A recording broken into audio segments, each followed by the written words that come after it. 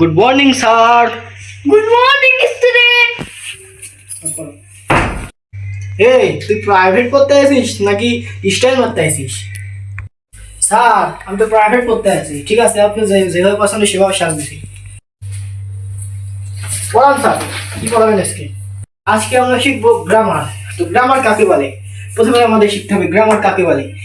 যে মেয়েরা গ্রামে কাজ করে তাদেরকেই গ্রামার বলে।